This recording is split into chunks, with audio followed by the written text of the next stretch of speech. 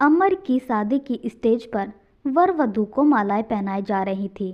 तभी दुल्हन की बगल में खड़ी एक खूबसूरत लड़की ने मुस्कुराते हुए अपनी एक आंख मार दी तो अमर झेप गया था। शर्मिला होने के चलते अमर दोबारा उस लड़की को देखने की हिम्मत नहीं जुटा पाया। परंतु शादी के बाद विदाई का समय आया तो वह लड़की चुहलबाजी करते हुए बोली, मुझे अच्छी तरह से पहचान लीजिए जीजा जी, मैं आपकी साली रागनी। दीदी को ले जाने के बाद मुझे भूल मत जाइएगा। नहीं भूलूंगा, साली को कोई भूल सकता है, अमर ने धीरे से मुस्कुराते हुए कहा। क्यों नहीं, जब घरवाली साथ में हो तो साली को कौन याद करता है, रागनी ने हंसते हुए कहा। मैं हूं ना तुम्हें याद करने वाला, अब फिक्र क्यों करती हो। कहते हुए अमर अपनी बीवी दिव्या के साथ घर से निकल आया।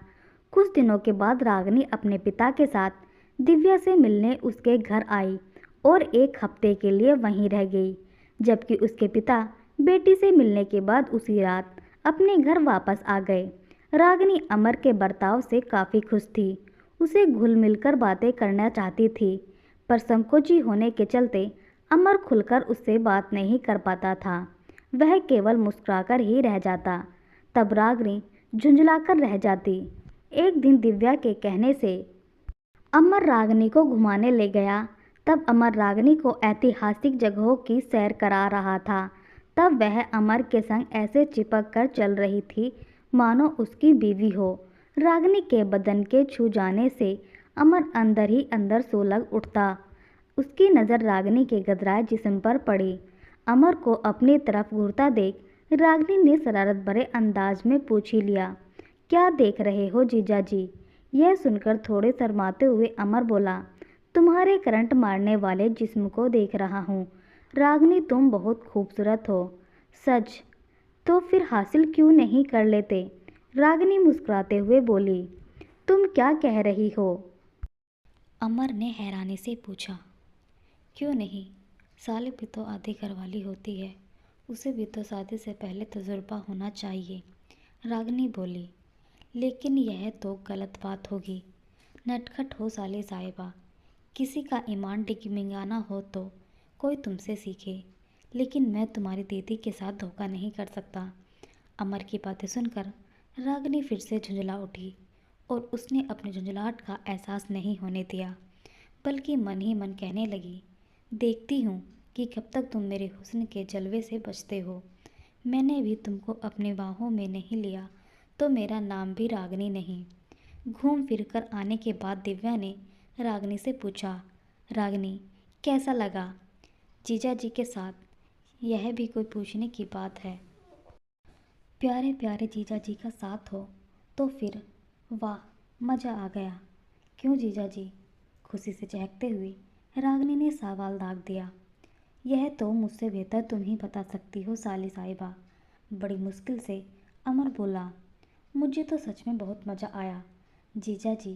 कहते हुए रागिनी ने धीरे से एक आंख दबा दी, जिसे दिव्या नहीं देख पाई, पर अमर का दिल धड़क गया।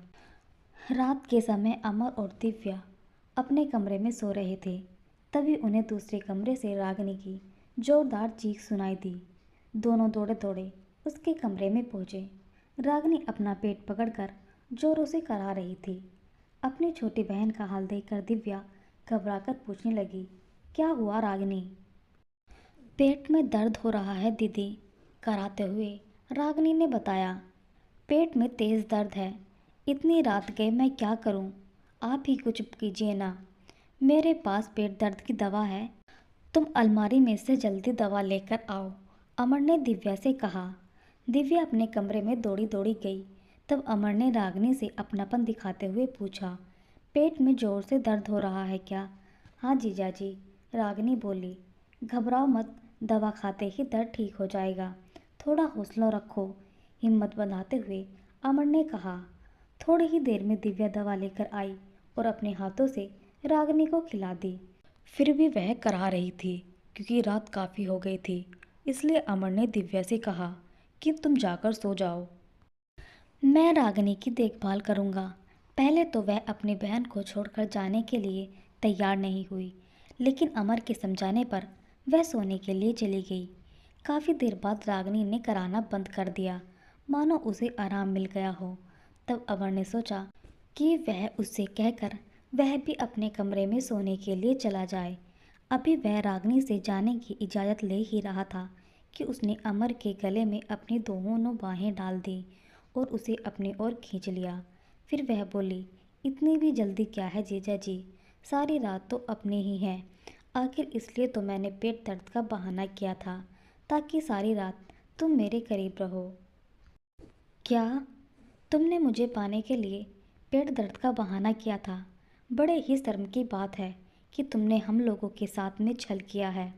मुझे तुमसे ऐसी उम्मीद नहीं थी, उसने झुंझलाते हुए अमर ने कहा और उससे अलग हो गया। तो फिर मुझसे कैसी उम्मीद थी जीजा जी? आप भी बच्चों जैसी बातें करते हो, लेकिन मेरी बेचैनी नहीं समझ रहे हैं।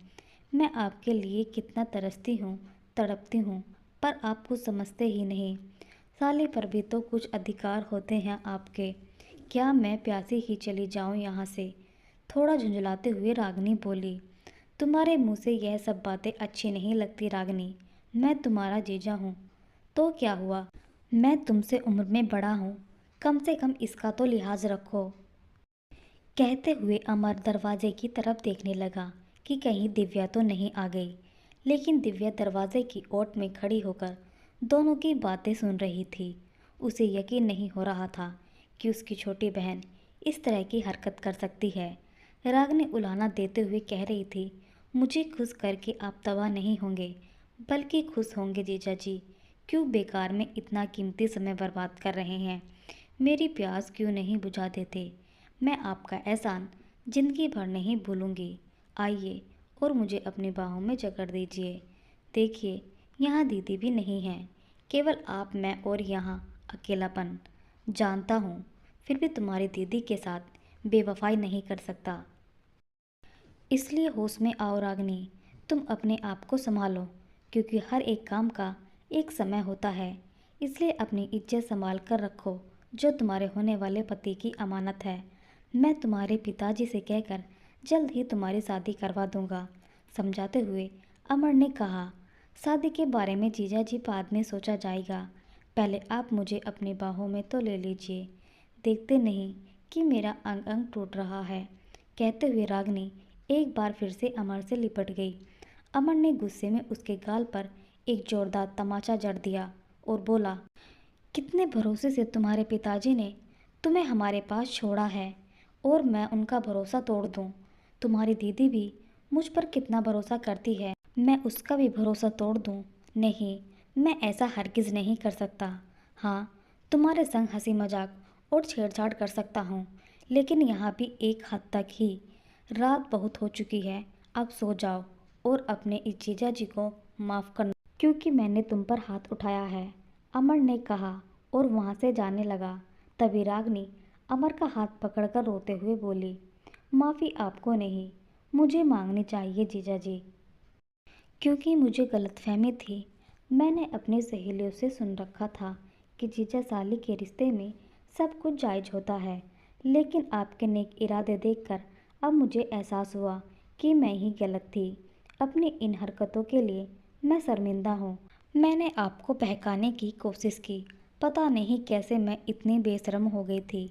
क्या आप अपनी इस साली को माफ़ नहीं करेंगे जीजा जी? कहकर रागिनी ने अपना सिर झुका लिया। क्यों नहीं, माफ़ तो अपनों को ही किया जाता है, और फिर तुम तो मेरी साली हो।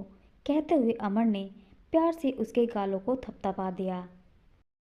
अमर कमरे से निकलकर अपने कमरे की ओर चल दिया। उससे पहले ही दिव्या कमरे में पहुंचकर पलंग पर ऐसे सो गई जैसे कुछ जानती ही ना हो। लेकिन उसे अपने पति पर गर्व जरूर हो रहा था कि वह बहकने वाला इंसान नहीं, बल्कि सही रास्ता दिखाने वाला इंसान है। अगले दिन सुबह रागिनी काफ़ी खुश नज़र आ रही थी। उसे देखते हुए दिव्या से कहा, दीदी, अब मैं घर जाना चाहती हूँ, क्योंकि मेरी पढ़ाई का नुकसान हो रहा है। क्यों जीजा जी, मुझे पहुँचाएंगे ना घर? अमर ने मुस्कुराते हुए कहा, हाँ हाँ, क्यों नहीं। जीजा अपनी साली की हर बात का ख्याल नहीं रखेगा तो और कौन रखेगा? मैं तुम्हें घर छोड़कर आऊँगा। उन दोनों की बातें सुनकर दिव्या सोचने लगी कि क्या ये वही कल वाली रागिनी है या कोई और।